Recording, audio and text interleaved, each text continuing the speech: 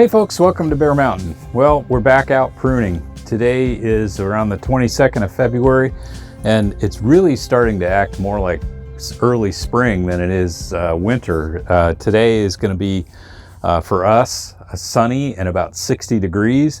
And the trees are, the peach trees, we covered that in our last video a couple weeks ago. We got those guys pruned up. And we also kind of came through and we had a break in the weather last week and just finished up the apple trees. But I wanted to kind of talk to you guys a little bit about, the style of what we're trying to do with these apple trees that are dwarf and semi-dwarf. And what we're trying to get to is what's called a modified central leader. Now, what that means is that you still, if you ever think about how an apple tree grows, it grows from a central high point in it, which is the central leader, and then off to the sides there would be branches.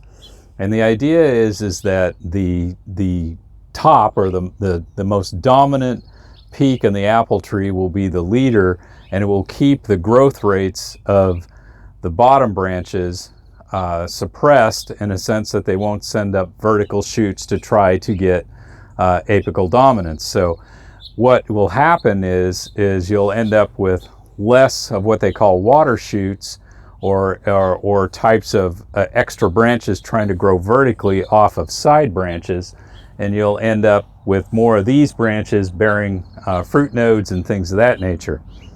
This is a very young tree. This is its second year at our place, and it's probably about 3 years old at this point. Maybe it might be its fourth season.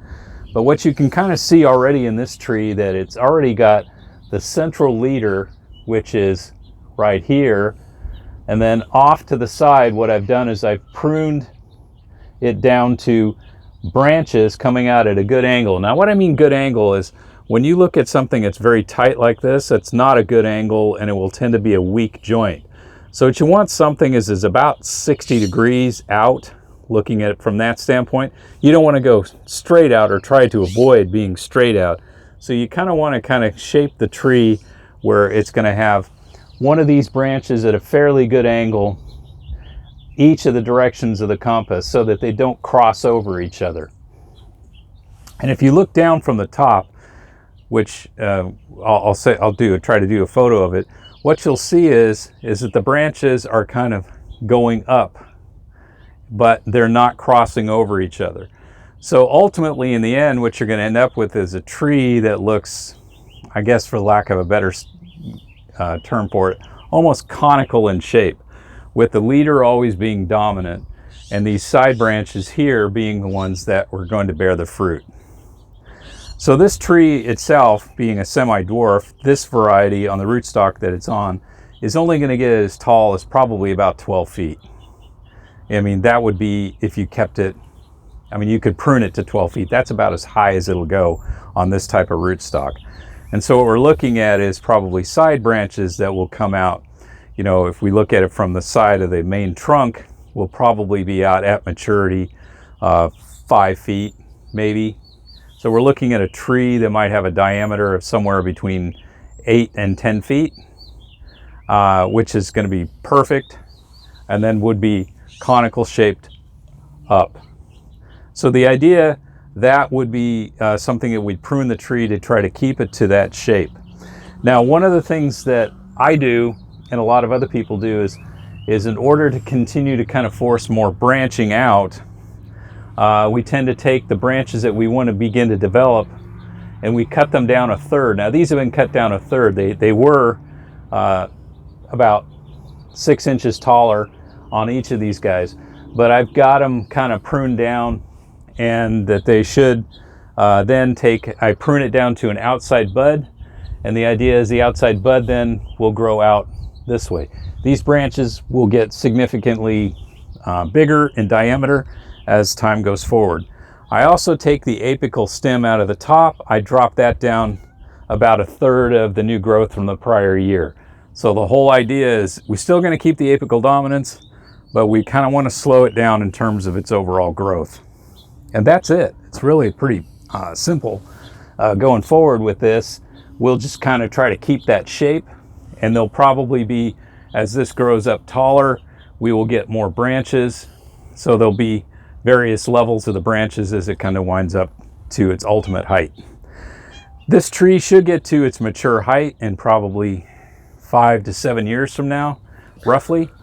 But it will start bearing fruit probably, this is its second year here, probably after its third or fourth year, right in that time frame, we'll start getting some decent fruit off of it. This year, the first year, really put a lot of effort into growing roots, and I think the tree looks pretty healthy. And this year I would anticipate we're going to get a lot of growth. And when I mean a lot of growth, I'd be looking for like this to grow 2 to 3 feet and probably, you know, a good 1.5 feet out this way. So, and this tree will look much different next year when we come back to prune it again. But that's it. It's a very simple process. And we did that with all our apple trees and our pear trees. We're pruning those on these new trees, these dwarf trees, to a central leader type. Now, we have some older apple trees that were mispruned by me, I admit. Basically started when we first moved in years and years ago. These trees are now approaching 40 years old, but they've still been pretty productive. And we've got some Gravenstein trees and a tree called a Winochi down below. And we'll take you down now and take a look at, okay, how we're trying to bring these guys back to what would be more of an open shape, similar to what we're doing with the peach tree. But the idea with that is the branches would come out and there is no central leader. So it does tend to get a fair amount of water shoots, but it requires more pruning, but it keeps the fruit down lower. These were standard sized trees. And so the idea is you wanted the fruit to some place where you could reach and not something that would be 12 feet over your head. So let's go take a look at those guys. First, a question. Yeah. Are you going to do any type of spraying for anything on these, or are you going to do any kind of foliar feed to encourage them to keep growing and beautifully? That's a good question. As you can see when you look around the base of the trees, what I did is, now this isn't going right up to the tree stem itself, but out where you would say root development would be growing, I have put a mulch of old compost, old rotted leaves, old rotted refuse that we cleaned off of this area. And each of the trees has this around its base. And this is a starting point. There's a lot of good worms and stuff like that will be growing in here. And now that we're getting close to bud break, I'm going to be treating it with Jadam microorganism solution. I'm going to try to hit it 4 times before the bud actually breaks. And then I'll continue to hit it during the growing season where it's vegetatively growing. I'll try to hit it once to twice a month, depending, you know, how sometimes things get in the way. And that would be included with that would be some of the liquid fertilizer that we made from grass-based Jadam. That's about 2 years old. It's at least 2 years. That's probably going to be, some of it might be closer to 3 now. So it's really good stuff. And we'll mix that in with the JMS when we apply it. Is this a foliar feed? No, this is all going to be a soil drench itself. Okay. Okay, now from an insect perspective or a fungal disease perspective, there's one thing we haven't made yet in the Jadam process, and we need to, it's called Jadam sulfur. And it's a great, what you call dormant spray. It really helps knock down fungus. But a lot of these trees, we selected trees too that were really resistant to things like rusts and blight. The idea, the one that's probably might be the most difficult would be our Bartlett pear. But the others are in apples and things like that. These varieties are proven to be more resistant to that sort of thing. And there's very good airflow up here too. So that's a positive. And, but we probably will, you know, as we go through the spring, mix up some of the Jadam sulfur because it can be used for other types of things. It doesn't have to be just trees. It can be used on anything where there's a potential problem with you know, fungal diseases and things of that nature. Sulfur is a great way to combat that. Other than that, we'll just keep an eye on it. If we start to see some kind of insect attack on it, will depend on what the insect is. we'll use the Jadam natural pesticide, and depending on what it is, and we'll determine what formula we use to kind of combat it. But that would be kind of the idea. Last year, didn't see any insect damage on anything. Our biggest nemesis is deer, because these are perfect height for deer to come in and go, oh, tasty. They don't even have to bend over. So that's why you kind of see also too these kind of weird looking architecture with some things sitting on poles. Well, the idea is this was supporting netting, and well, it takes a little bit to put that up, but basically this goes over the top, and then there's netting that is attached to it to kind of keep the deer from getting into it. And as these trees grow, they'll be a little less tasty, they'll be a little higher. The one we're probably always going to have trouble with is probably going to be the peach tree, because the peach tree is probably our smallest in terms of it only gets to a max of about 8 feet. We're going to have to really come up with some more innovative ways of keeping the deer out of this area and away from the trees itself. But if we can control that seems to be our biggest problem right now. Any other thoughts?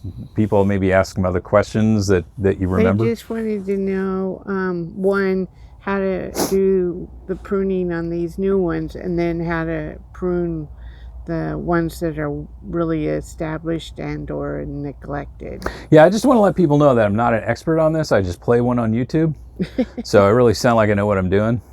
But this modified central leader thing is when it's younger, you can really see it, But if you take in an older tree, like we'll show you these apple trees that we're trying to bring back, they've not necessarily, they weren't even pruned right when we bought the place. They were kind of just left to their own things, and then when people did prune them, they kind of pruned them more like just to whack the top off and keep it low.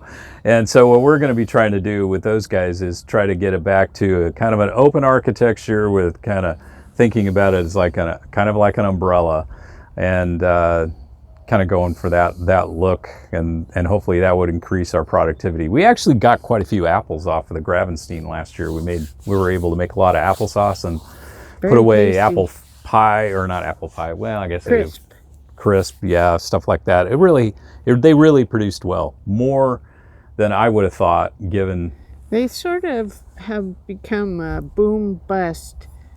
Yeah, that's the problem that a lot of times with the apples is if they go really, really heavy, then they're there's going to nothing. get next to nothing next year. So the Nochi didn't produce that well last year, so maybe this year it will be our, boom one. Yeah. Well, we've had a warm winter too, so I don't know how that's all going to shape itself out. Yep. So let's go take a look at those guys, and we'll kind of show you what we're up against and how we're going to try to fix it. So this apple tree here is a Gravenstein apple tree, and it's about probably 45 years old.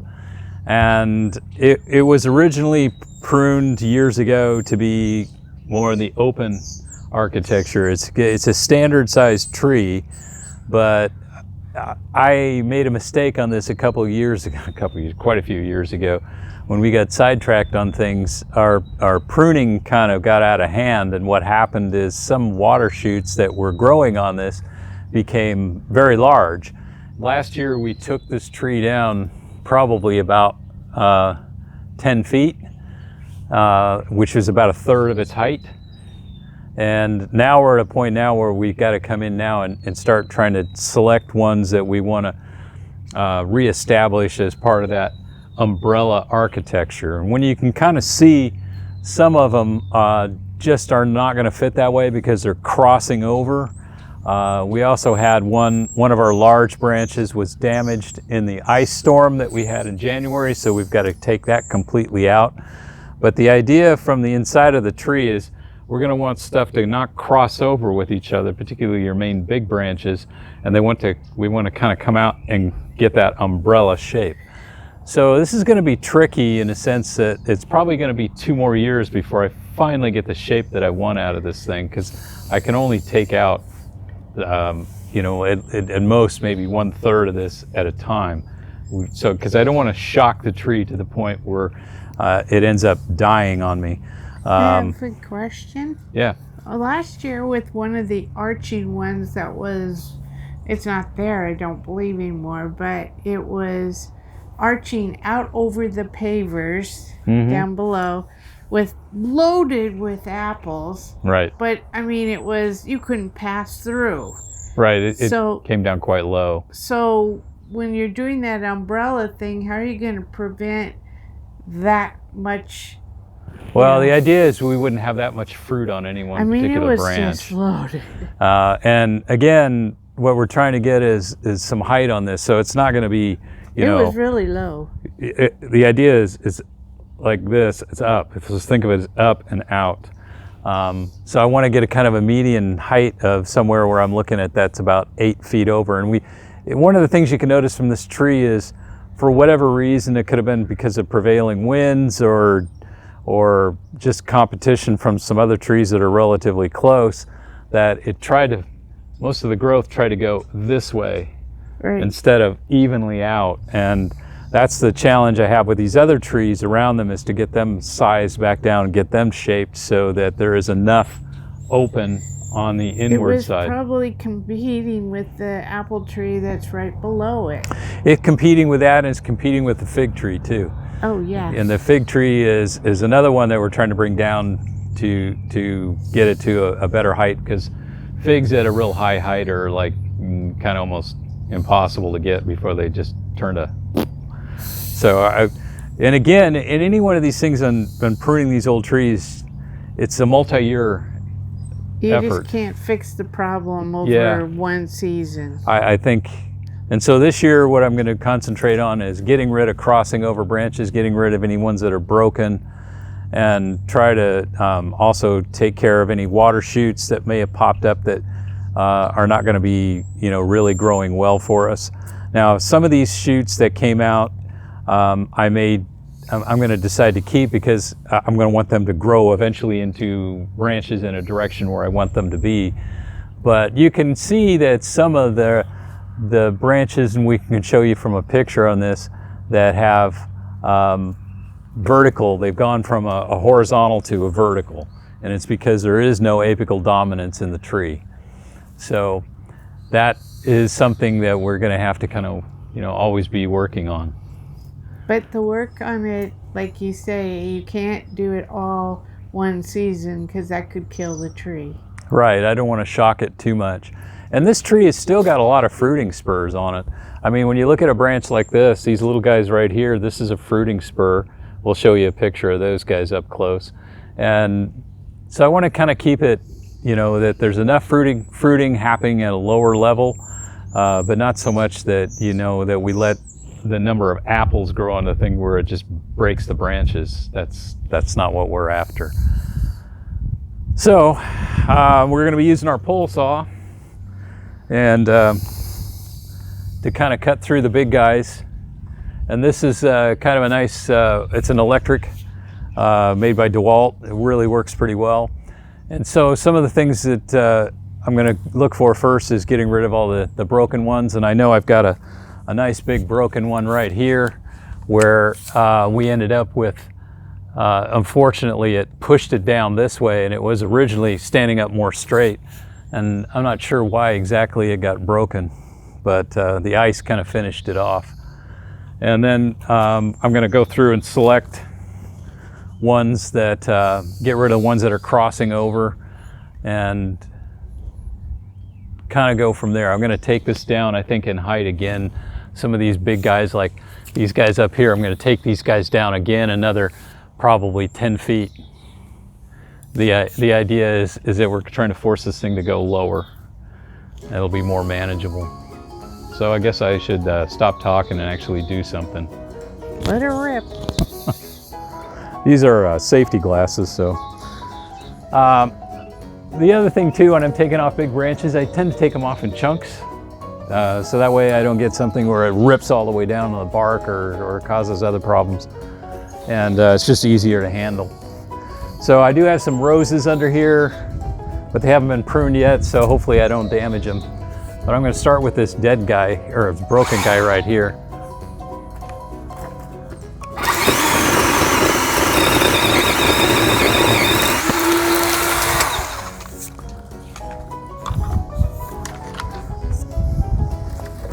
scared the cats. Yeah, I should have scared him.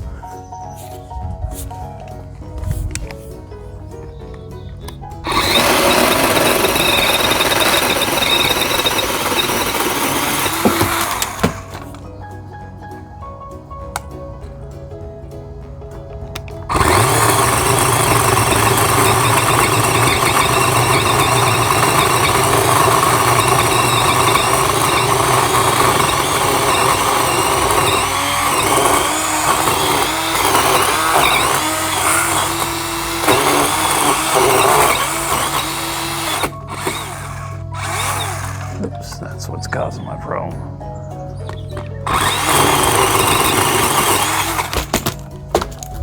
A little bit out of whack there. Okay, so I got rid of that dead one. And now I've got a crossing over one right here that's really a problem. This one and that one are problems. So I'm gonna take this crossing one over. Wow.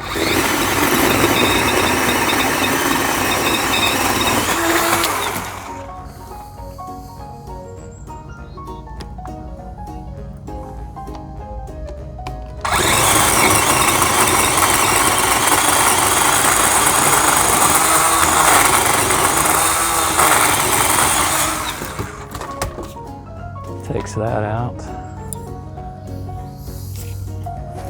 Can you use this wood for biochar? Oh yeah, or in your fireplace. Okay. It's great wood.